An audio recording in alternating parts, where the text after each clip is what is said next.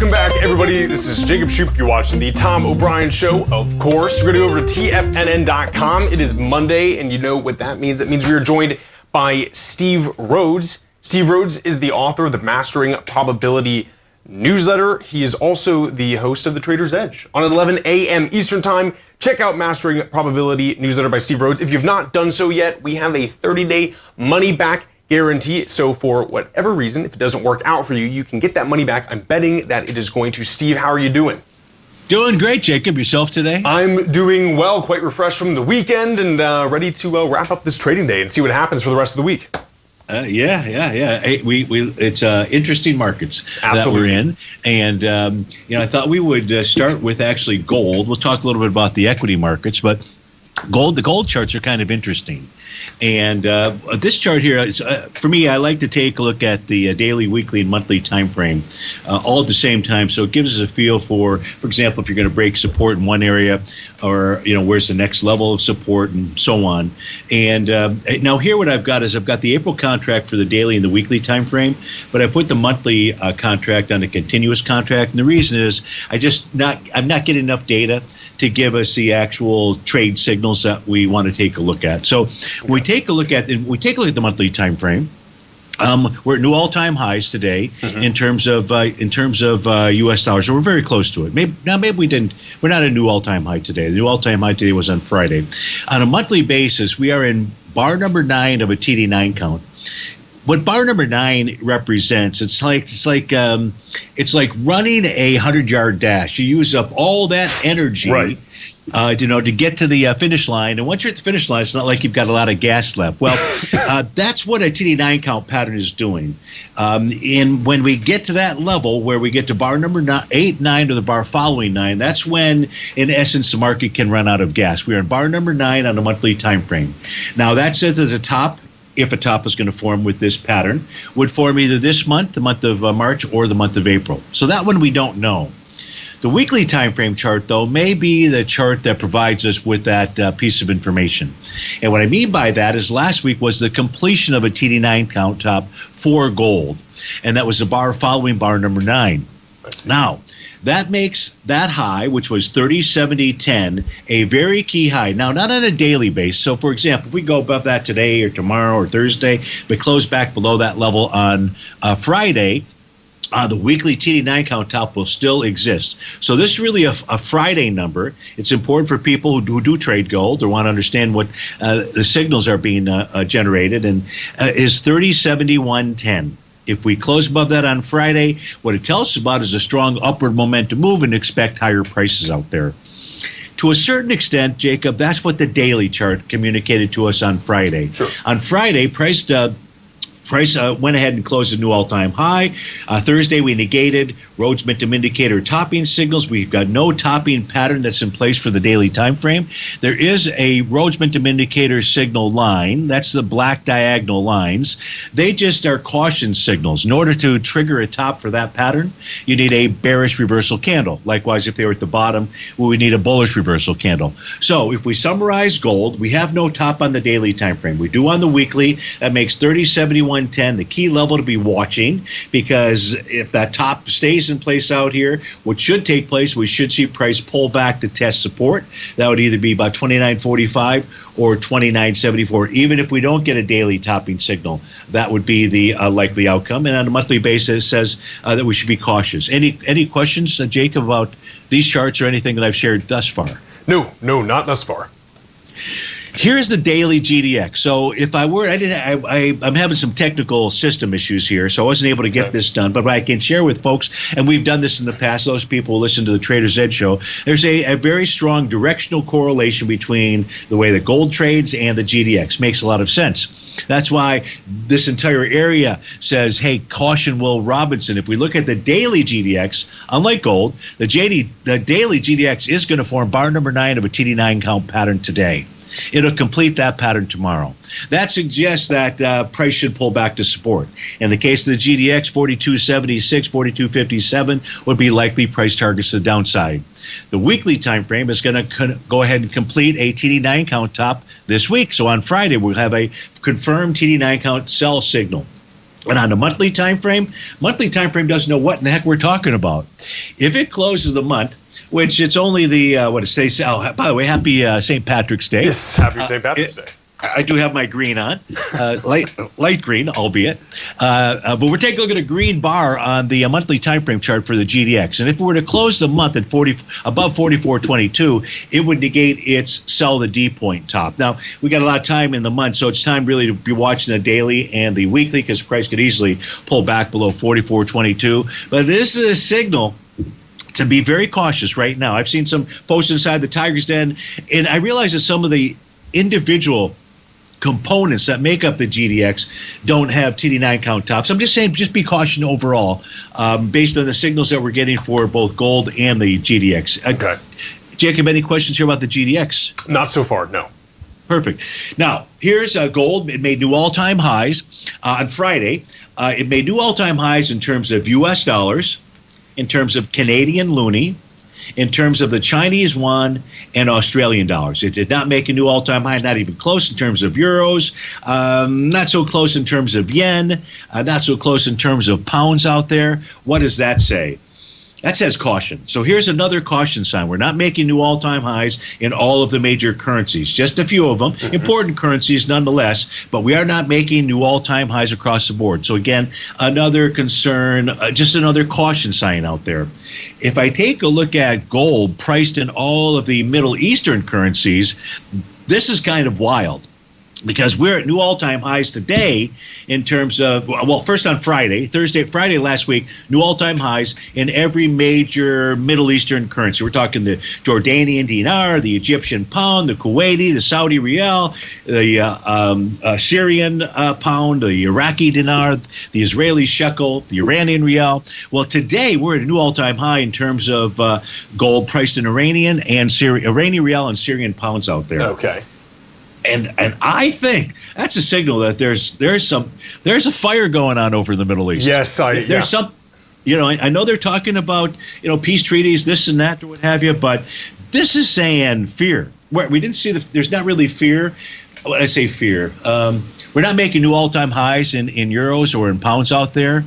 We sort of should be, but consistently doing it here in the Middle East seems like the powder keg is still alive and well out there. Well, even with Yemen, right? I mean, I think we targeted some Houthi rebel bases. In Iran, I guess Trump said that they're going to be on the hook for further, incursions by the Houthi, which will be very fascinating. I could see this kind of causing this a little bit, maybe. Well, that's really kind of the signal. Markets know something usually ahead of time. Sure. Why are we at new all-time highs in every Middle Eastern currency, basically? Fantastic point. No, seriously. To me, it's so what would negate those TD9 counts and everything that we looked at? It would be the powder keg, I would have to say, totally. in the Middle East out there. And real quickly before we go to a break, last week when we were on, we were talking about the contango that existed inside the VIX futures contracts. Yes. We are out of contango now, but this shows here these green bars. This shows when we get out of contango, they typically form pretty significant bottoms. Fantastic. So this may be more than just a 2-day rally. Well, Steve, please stay right there if you can. Okay, sure. Folks, we'll be right back with Steve Rhodes. Welcome back, everybody. This is Jacob Shoup. I'm joined right now by Steve Rhodes. Steve is the author of the Mastering Probability newsletter. Go over to TFNN.com, click the newsletters tab, and check it out. Steve, before we went to the break, of course, we were talking about gold making all-time highs in Middle Eastern currency, very interesting. And then I guess the VIX is moving out of what's being called the contango last Friday. Yeah. Well, one quick correction here: 3017.10, not 3071.10. A little dyslexic, wrote down the figure wrong. So 3017.10 is the number to be watching on gold. And so this chart here, the panel, Jacob, on the left-hand side is taking a look at the 3-month VIX. The center is the 6-month. The one on the left happens to be the yearly VIX, and the center is the 3-month VIX. The one on the right is the 6-month VIX. And when that gets above the ratio of 1, which I've got got drawn in there on those yellow and green lines out there. That's when we're getting in contango. And what you'll see is kind of a unique feature here. When we come out of that, that's when, and that means it closed back below 1. That would really mean that in this case here, the March contract is trading below the November contract from a price standpoint.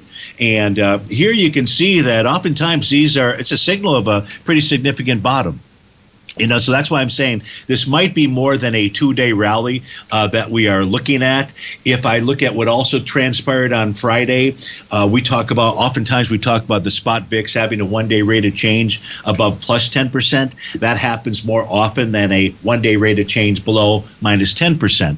On this chart here, the top panel is the S&P 500, and those green arrows identify days where we have those 1-day rates of change below minus 10%. And what you'll see is, especially when they happen after a pullback, is it's a signal of an initiation to higher price. Higher price to where? Well, that's when we have to start taking a look at the other patterns and things that are going on inside the ES mini and so forth. But that's a signal that price should move higher. And then when you put that together with the spot VIX is shown on this right-hand chart out here. And here we can see we're trading below yesterday's or Friday's low out there. So that's a bearish signal with regard to price. Okay. And its price target should be its 50-day exponential moving average. Now, that printed out at about 1942, about a half an hour ago. Maybe it's up or down by a penny, I don't know. But that's really the price target, the 50-day exponential moving average. And I think it's likely that we're going to get there. That price is going to move down to that level. And the reason I believe that is when we look at the New York Stock Exchange formed a TD9 count bottom pattern last week. We were talking about the TD9 count tops for gold, the GDX, and so forth. Here we had a nice TD9 count bottom pattern that formed on Thursday, completed on Friday, is having follow through today, and prices trading above that oscillator unchanged line. And that's at 19,397. And giving that up tells us that prices lost momentum to the downside. I really didn't expect. I really was expecting and anticipating that all of the indices, Jacob, that the rally where we would find resistance would have been at the oscillator and change line. Okay. And that was a time to then go back in short. But that's not the signal that we're getting. We take a look at the New York Stock Exchange. And if we take a look at the advanced decline oscillator, that's on the bottom panel, bottom left panel out there. That's the difference between the 39 and 19 period exponential moving average of the advanced decline line. Well, it was in the oversold condition. I don't recall if it was there when we spoke last Monday, but it certainly was. How did I do that? It certainly was an oversold condition on Friday of last week, and a couple other days, Wednesday, and certainly on Wednesday as well. That condition now has worked itself off, and the advanced decline oscillator is above the zero threshold level. You'll see the print on my screen says 48.22. Now, just closing above zero doesn't mean that buyers are the ones that now are in control. If we do get 2 consecutive closes above that, that's what that would signal to you and I. So with this set of charts here is suggesting that we should get a further move higher, and the spot VIX should target its 50-day exponential moving average. Any questions there? No.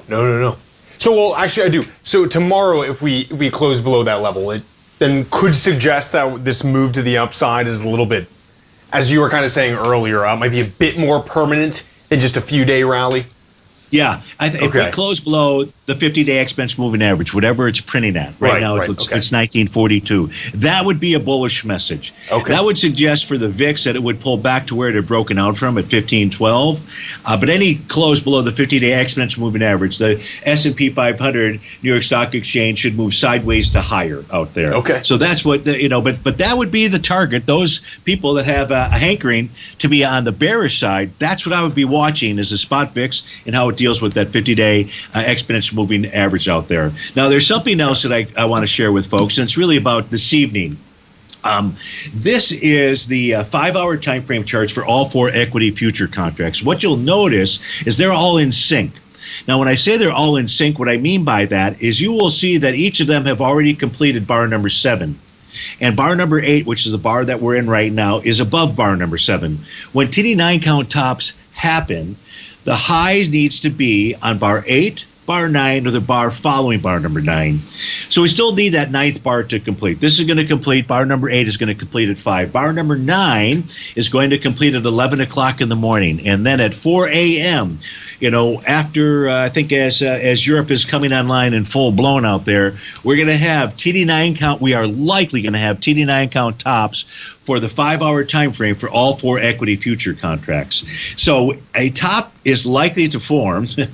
It's a wide berth, but it's going to be between 5 o'clock tonight and 4 o'clock in the morning out there because of these 5-hour bars being closed. That's really going to be our first real critical test out there because it's for a longer-term time frame, a 5-hour time frame. We should see price pull back to support. We'll wait until right now. I can tell you support on the ES would be about 56.48, the NQ 19.742, the Dow 41.780, 90, and the Russell 2000 all the way down to 2027 out there.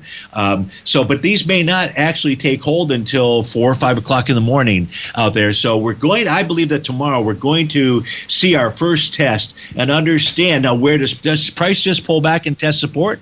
And then we take off, and if we do, then we're headed to a much higher ground out there. Yeah, there's also A to B equals CD patterns that are present. For example, on the ES Mini, I'll just draw it in here. That's the A to B line out there.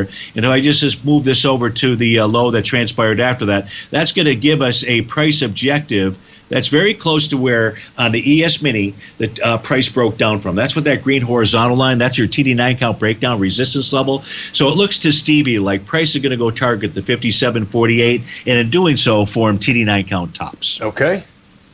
How about that? Fantastic. Yeah, we'll definitely be. And so you're covering this as well in Mastering Probability, right? Absolutely. Yep. Absolutely. Yeah. So, I mean, this is all this stuff. Yeah, this is the time to 100% get in here. Steve, fantastic. We don't just take one thing. We don't just make our decisions based on one thing. We try to put it together, just like I was putting it together in pieces for you out there. So, but tonight, I would expect that tomorrow we're gonna the early morning hours. We're gonna find out just how strong this market is, this rally is. Well, Steve, I'll definitely be reading Mastering Probability newsletter tomorrow morning. Thank you so much for coming on, great. Steve. We'll see you tomorrow at 11. Okay? My pleasure. Take care and have a great day. You too, Steve. Folks, Mastering Probability newsletter. Check it out. We'll be right back.